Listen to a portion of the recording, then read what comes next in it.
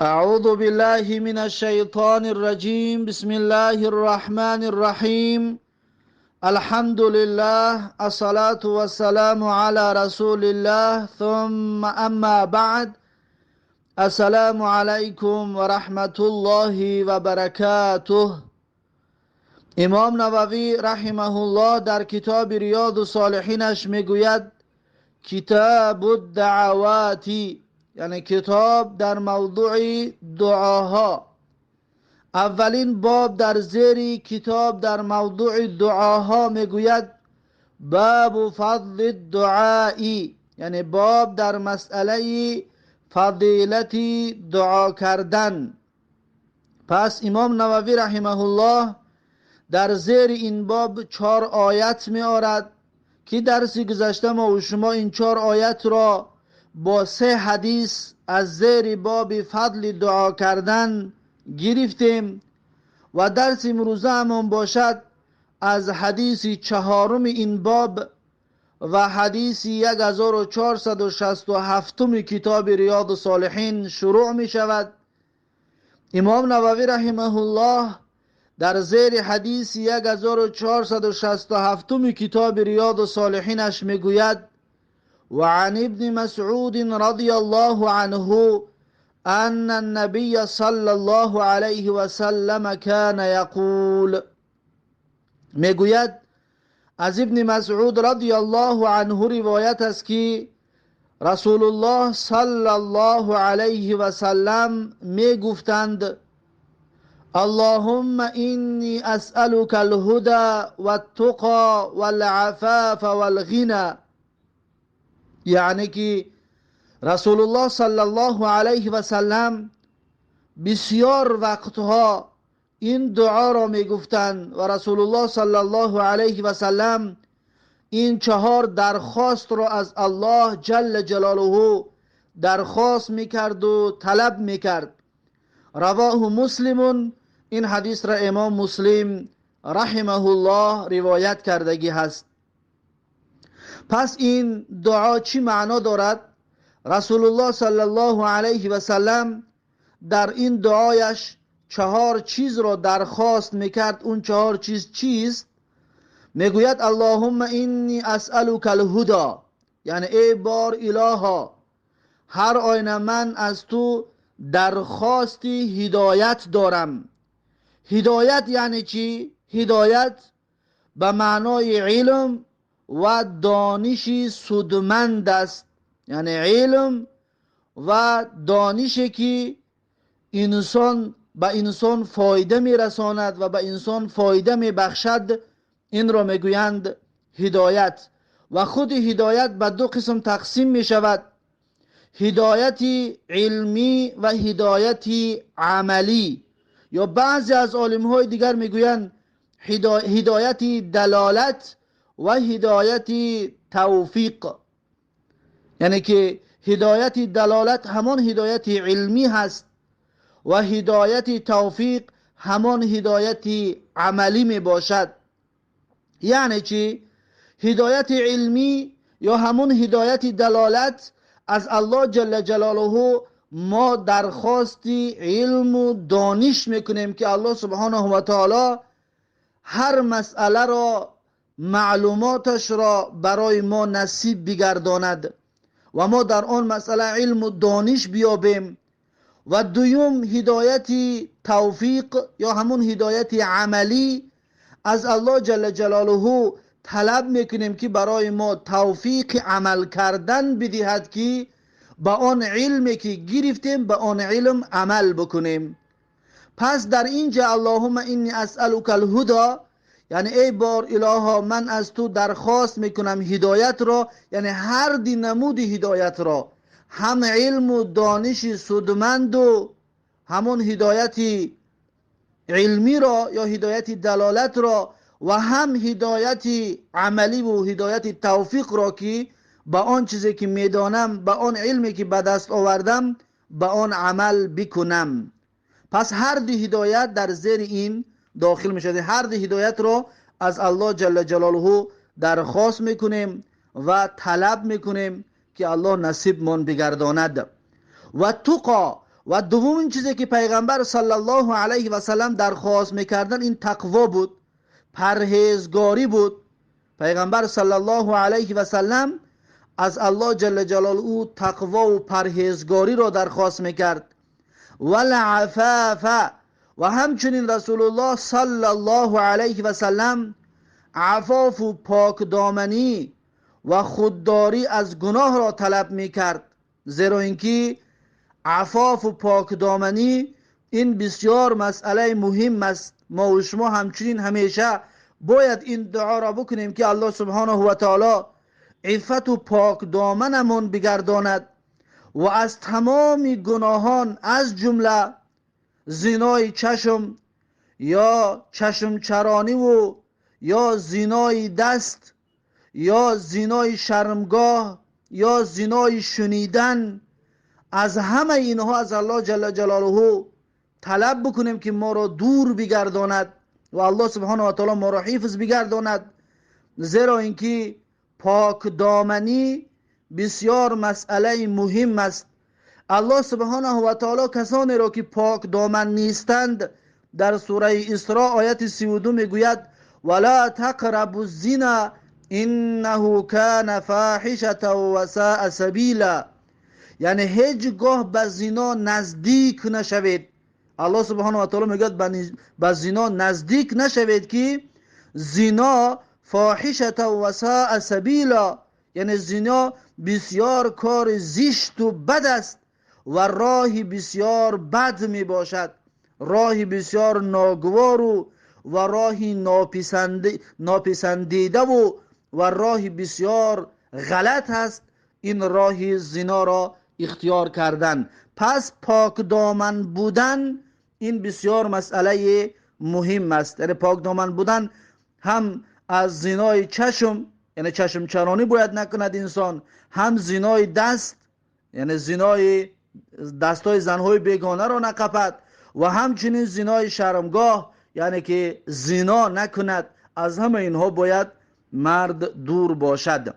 والغنا، و همچنین از الله جل جلاله غنا طلب میکنیم، یعنی که بینیازی، که الله جل جلاله ما و شما را بینیاز بگرداند از مخلوقاتش، یعنی که با آن چیزی که مردم دارد به اون چشم نچرانیم و آن چیزی که مردم صاحب شدگی هستند اون را محتاج اون خودمان را قرار ندهیم. والغنا یعنی بینیاز شدن از مردم.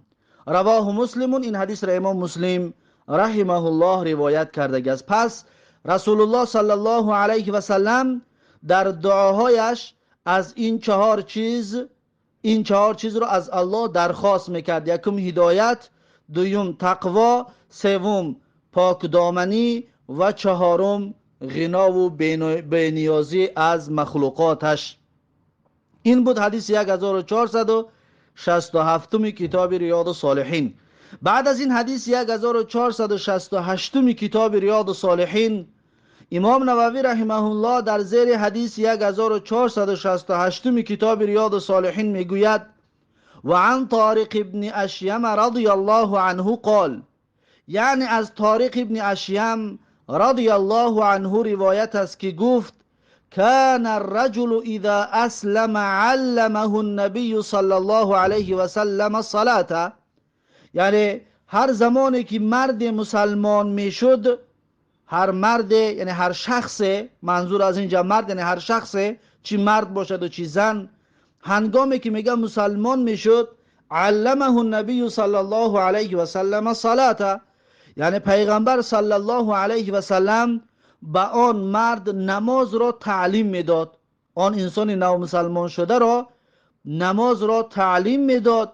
ثم امره ان يدعو بهؤلاء الكلمات، پس میگه پیغمبر صلی الله علیه و سلم امر میکرد همون انسان نو مسلمان شده را که دعا بکنند به این کلمه های زیرین، که رسول الله صلی الله علیه و سلم در این دعایش 5 چیز رو از الله جل جلاله درخواست میکند. میگوید بگو که اللهم اغفر لی وارحمنی واهدنی وعافنی وارزقنی.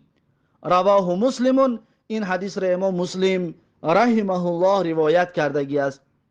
یعنی که رسول الله صلی الله علیه و سلم تعلیم میدادند که این دعاها را بگویند. اولین دعا، یعنی در این دعا 5 درخواست است. اللهم اغفر لی، اولین درخواست این مغفرت الهی می باشد. از الله جل جلاله مغفرت می خواهیم که الله سبحانه و تعالی ما را ببخشد. پس وقتی که انسان مسلمان می شود، تمام گناهانش، یعنی که انسان کافر می آید مسلمان می شود، تمام گناهانش بخشیده می شود. پس چرا رسول الله صلی الله علیه و سلم امرش میکرد بگو که اللهم اغفر لی؟ زیرا که انسان بی خطا نیست. انسان در خطا و غلط، خواست و ناخواست می افتد. از این انسان، از این حساب باید انسان از الله جل جلاله درخواست مغفرت بکند. زیرا که الله در سوره انفال آیت 38 میگوید قل للذین کفروا ان ینتهوا یغفر لهم. الله جل جلاله میگوید قل للذین کفروا، بگو برای آن کسانی که کافر هستند و کافر شدگی هستند، ینتهوا یغفر لهم ما قد سلف، اگر از کفرشان باز بیستند، اگر از کفرشان باز ایستاده آمده مسلمان شوند، یغفر لهم ما قد سلف، یعنی بخشیده می شود آن گناهانی که در گذشته انجام دادگی بودند، یعنی گناهان گذشته اشان آمرزیده و بخشیده می شود. پس این مردی که نو می آمد مسلمان می شد، رسول الله صلی الله علیه و سلم این دعا را براش یاد می داد، به خاطر آنه که انسان بی خطا نیست. پیغمبر صلی الله علیه و سلم می گوید کل بنی آدم خطاء و خیر الخطائین التوابون، یعنی همه انسان ها خطاکارند و بهترین خطاکاران کسانی هستند که توبه میکنند. یعنی توبه کردن و طلب مغفرت کردن این جوانمردی انسان را آشکار میکند. پس اولین دعا این اللهم اغفر لی، اولین طلب این است که ای بار الها مرا ببخش. وارحمنی، و دومین طلب این است که ای بار الها رحم بکن بر بالای من، ای الله ذوالجلال رحم بکن بر بالای من، رحمتت را بر بالای من بیاری. وحدینی، ای بار الها هدایتم بکن برای راست، راهنماییم بکن برای راست. وعافینی، و عافیت از همه بیماری ها نگاهم بدار، یعنی از الله جل جلاله عافیت طلب میکنیم، یعنی که از تمام بیماری ها، چی بیماری قلبی باشد مانند نفاق و ریا، و چی بیماری های جسمی باشد، از الله جل جلاله طلب میکنیم که هر دو این نمود بیماری را از ما و شما دور کند. اولش بیماری قلبی و خطرناکش این بیماری قلبی است. خطرناک است بیماری قلبی. چطوره که الله در سوره بقره آیت 10 میگوید فی قلوبهم مرض فزادهم الله مرضا، یعنی در دل اونها بیماری است. منظور از بیماری یعنی اونها منافق هستند، نفاق در دل اونها هست. فزادهم الله مرضا، پس الله جل جلاله زیاد کردگی هست و افزودگی است بر بیماریشان. پس این منافقی یا ریاکاری همچنین یک بیماری است و بیماری بسیار خطرناک است.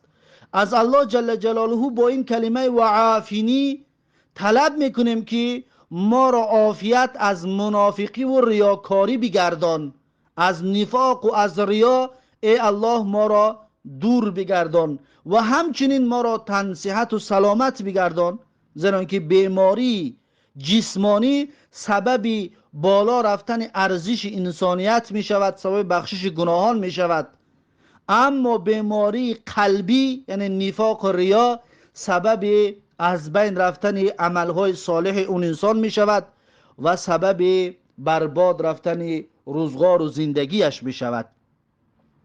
بعد از این میگوید ورزقنی، یعنی ای بار الها برای من را رزق بده، من را رزق بده از آب و از نوشاکی و از همه این چیزهای الله برای من نصیب بگردان. رواه مسلمون، این حدیث را امام مسلم رحمه الله روایت کرده است. پس یعنی ای الله برای من رزق بده، رزق همچنین آب و نوشاکی و خوراکه و لباسه و اینها است، و همچنین علمم رزق است که الله جل جلاله برای هر کس هر اندازه میدهد. پس این بود دعایی که رسول الله صلی الله علیه وسلم برای انسانهای نو مسلمان شده تعلیم میداد و یاد میداد. پس این 5 چیز را درخواست کن میگفت، یعنی که پس ما و شما همچنین این دعاها را باید با الفاظش حفظ بکنیم و در دعاهایمان از الله درخواست بکنیم. 5 چیز: یکم مغفرت و بخشش الله را، دوم رحمت الله را، سوم هدایت را، چهارم عافیت بودن از همه بیماری ها را مخصوصا بیماری قلبی، و آخرین 5م رزق از جانب الله طلب کردن. این بود حدیث 1468 کتاب ریاض الصالحین.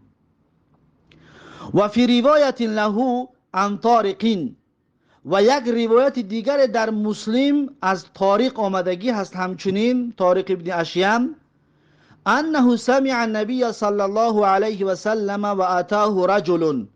هر آینه میگه همین طارق ابن اشیم شنید پیغمبر صلی الله علیه و سلم را که آمد نزد رسول الله صلی الله علیه و سلم مرد، فقال یا رسول الله، آن مرد برای پیغمبر صلی الله علیه و سلم گفت که کیف اقول حین اسأل ربی، یعنی گفت چی طور دعا بکنم، چی طور طلب بکنم وقتی که اسأل ربی، از الله هم چیز را میخواهم، وقتی چیز میخواهم از الله به دست بیارم، از الله طلب بکنم، پس چی طور گفت دعا بکنم، چی طور طلب بکنم؟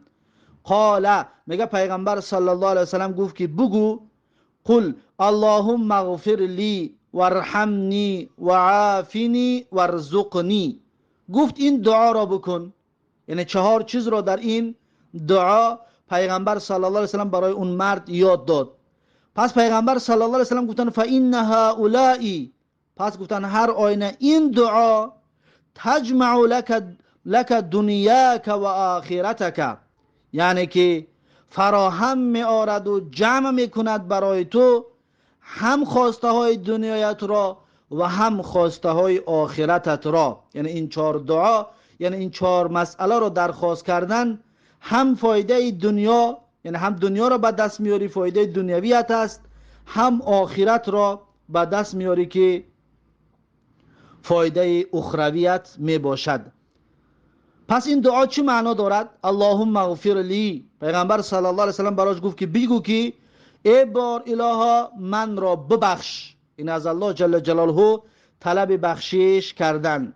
وارحمنی، ای الله بالای من رحمت نازل کن. و عافینی، ای الله مرا عافیت از همه بیماری ها، مخصوصا از بیماری قلبی عافیت و تندرست نگه بدار.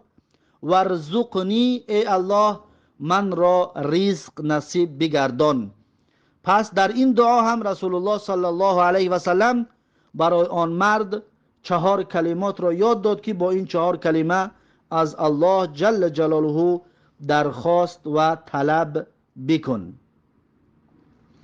این بود حدیث 1468 کتاب ریاض الصالحین.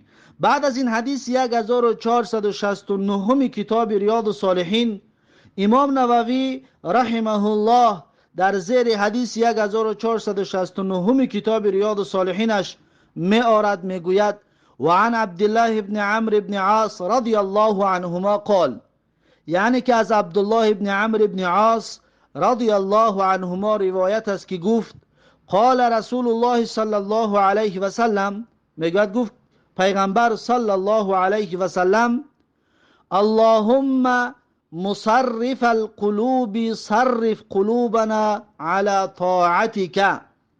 یعنی پیغمبر صلی الله علیه و سلم این دعا را میکرد که اللهم مصرف القلوب صرف قلوبنا على طاعتك.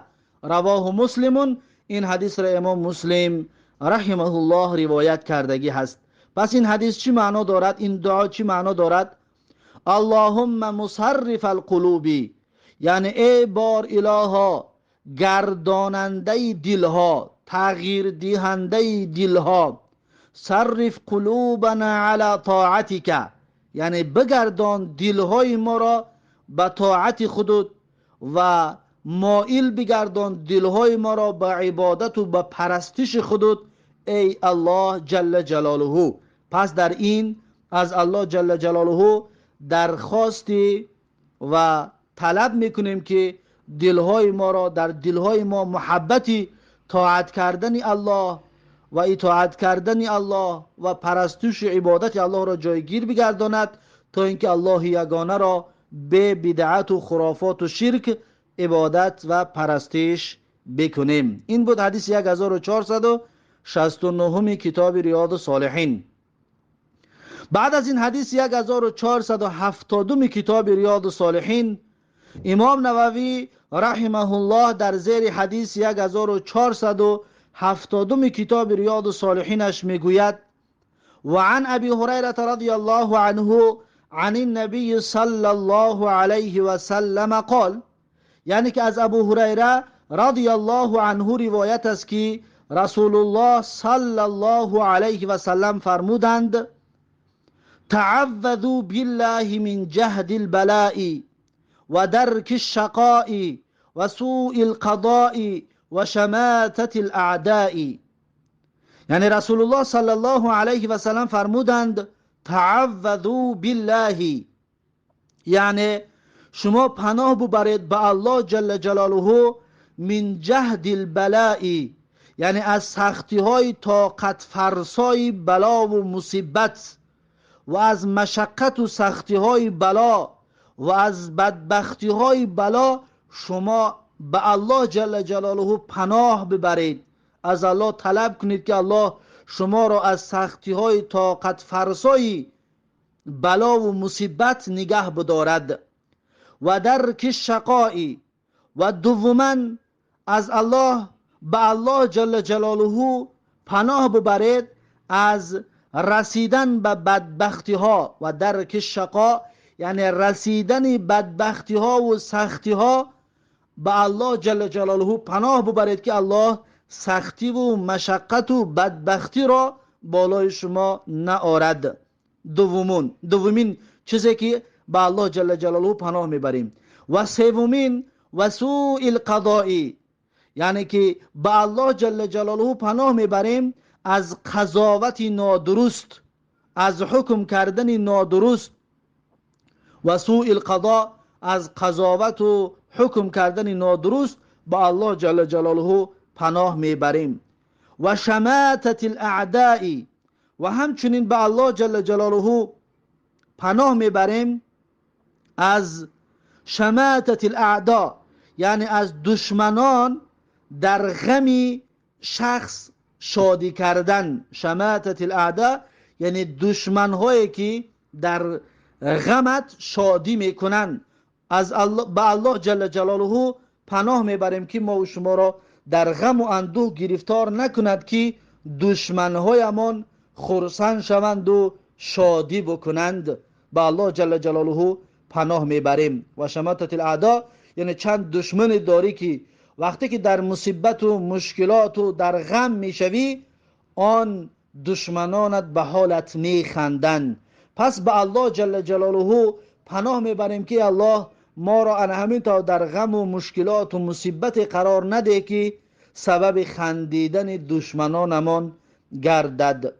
پس ابو هریره رضی الله عنه میگوید پیغمبر صلی الله علیه و سلم گفتن از این 4 چیز به الله جل جلاله پناه ببرید. و فی روایتین، در یک روایت دیگر آمده است که قال سفیان میگوید اشک انی زدت واحدة منها، میگوید شک دارم که من یکی از این 4 چیز را زیادتی کردگی هستم. یعنی که شک دارم، میگوید که یکی از این 4 چیز را من زیاد کرده ام. پس این بود حدیث 1470 کتاب ریاض الصالحین.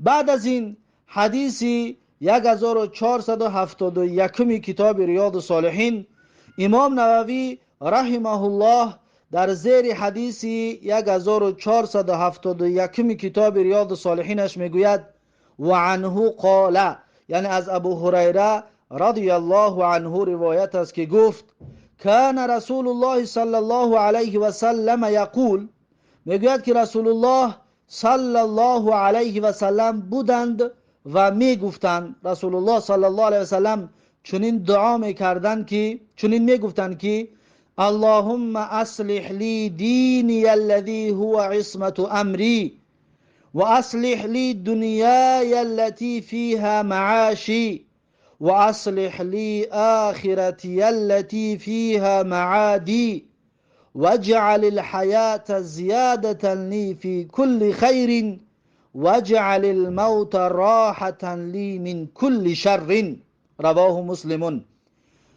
ابو هریره رضی الله عنه میگوید که این حدیث را امام مسلم روایت میکند، میگوید پیغمبر صلی الله علیه وسلم این کلمات زیبا و این درخواست های زیبا، با این درخواست های زیبا از الله جل جلاله میگه درخواست میکرد، طلب میکرد و دعا میکرد. پس این چی معنا دارد این دعاها؟ اللهم اصلح لی دینی الذی هو عصمت امری، یعنی ای بار الها اصلاح بکن از برای من دینی الذی هو عصمت امری، دینم را که همین دین من عصمت و امر من است، یعنی نگه دارنده تمامی کارهای من است، یعنی دینم نگه دارنده تمامی کارهایم هست. پس ای الله دین من را اصلاح فرما، دین من را از بدیها و از گناه و از معصیت باز می دارد. پس ای الله جل جلاله دین من را اصلاح بفرما که من را از بد اخلاقی و از بدیها و از گناهان و از نافرمانی ها و از معصیت ها نگه بدارد. و اصلح لی دنیای التي فیها معاشی، یعنی ای بار الها اصلاح بگردان برایم دنیایم را که در این دنیا زندگیم هست. ای الله جل جلاله دنیای من را همچنین اصلاح بفرما، دنیای من را همچنین درست بکن ای الله جل جلاله که من در این دنیا زندگی بر سر میبرم. و اصلح لی آخرتی التي فیها معادی، یعنی ای بار الها اصلاح بگردان برایم آخرتم را که در آن آخرت یا بسوی آخرت بازگشتم هست. ای الله جل جلاله آخرتم را اصلاح بگردان که من به اون آخرتم باز میگردم، به آنجا رفتنی هستم. پس قیامت من را همچنین اصلاح و درست بگردان ای الله جل جلاله. واجعل الحیات زیادة لی فی کل خیر، و ای بار الها قرار بده حیات را یعنی زندگی را زیادة لی فی کل خیر، یعنی موجب افزایش کارهای نیکم گردد این حیات و زندگیم. یعنی ای بار الها حیات و زندگی را برای من چنان قرار بده که در این زندگی هم من کارهای نیک را زیاد انجام بدهم. چطوره که پیغمبر صلی الله علیه وسلم میگوید خیر الناس من طال عمره و حسن عمله، یعنی که بهترین مردم کسی هست که عمر طولانی ببیند و عملهای شایسته و درست انجام بدهد. پس بهترین انسان است. پس در این دنیا میگیم وجعل الحیات زیادة لی فی کل خیر، یعنی ای بار الها قرار بده زندگی را، حیات را، عمر طولانی را زیادة لی فی کل خیر، یعنی موجب افزایش کارهای نیک هم شود. یعنی عمر طولانیم که دادی توفیق عمل کردن با کارهای نیک را همچنین ای الله نصیبم بگردان. واجعل الموت راحة لی من کل سوء، و ای بار الها قرار بده مرگ را، مردن را برای من راحت از تمام بدیها، یعنی وسیله و مایه راحت قرار بده برایم ای الله جل جلاله این مرگ را. یعنی اگر که در این دنیا بودن من بر ضرر من هست، اگر در این دنیا باقی ماندن من سبب ناکامی ها و بدبختی ها و معصیت ها می شود، پس ای الله مرگ را وسیله راحت و وسیله رهاییم و وسیله خلاص شدنم از تمام گناهان بگردان که من را ای الله جل جلاله از تمام گناهان رهایم بکن و خلاصم بکن با مرگ را دادن. پس پیغمبر صلی الله علیه و سلم این دعاها را بسیار انجام میدادند. یعنی اصلاح شدن دین یکم، دوم اصلاح شدن دنیا و سوم اصلاح شدن آخرت و چهارم زندگی طولانی خیر باشد، طلب کردن عمر طولانی، و اگر که زندگی طولانی شر و بد باشد طلب کردن مرگ که الله از گناهان و معصیت من را دور بگردان و من را حفظ بفرما. پس این بود حدیثی 1471 کتاب ریاض الصالحین. بعد از این حدیث 1472 کتاب ریاض الصالحین، امام نووی رحمه الله در زیر حدیث 1472 کتاب ریاض الصالحین می آورد، می گوید و عن علی رضی الله عنه قال، یعنی از علی رضی الله عنه روایت است که گفت قال لی رسول الله صلی الله علیه و سلم، حضرت علی رضی الله عنه می گوید به من پیغمبر صلی الله علیه و سلم گفت، برای من پیغمبر صلی الله علیه و سلم گفت که قل، بگو ای علی، اللهم اهدنی و سددنی. و فی روایتین، در یک روایت دیگر آمده است که میگه پیغمبر گفت که بگو اللهم انی اسألک الهدى و السداد. رواه مسلم. این حدیث را امام مسلم رحمه الله روایت کردگی هست. پس این حدیث، هر این روایت ها معنایش یک چیز است و ترجمه اش چنین است که اللهم اهدنی، یعنی ای بار الها هدایت بکن من را، هر دیان هدایت را برای من نصیب بگردان، هم هدایت توفیق را، هم هدایت علمی و هم هدایت عملی را ای الله برای من نصیب بگردان. و سددنی، ای بار الها استقامت و پابرجایی و پایداری در راه حق را برایم نصیب بگردان. یعنی الله اولا هدایتم کن به راه راست، بعد در راه راستی که مرا هدایت کردی پایبند و مستقیم و استوار و پابرجا نگاهم بدار ای الله سبحانه و تعالی. و در روایت دیگر که میگه اللهم انی اسألک الهدى، یعنی ای بار الها من از تو هدایت طلب میکنم، و سداد، ای بار الها من از تو پایداری و استقامتی در راه حق را طلب دارم ای الله جل جلاله. پس این بود حدیث 1472 کتاب ریاض الصالحین، رواه مسلم. این حدیث را امام مسلم رحمه الله روایت کردگی هست. بعد از این حدیث 1473 کتاب ریاض الصالحین، این حدیث 1473 کتاب ریاض الصالحین را درس آینده خواهیم گرفت.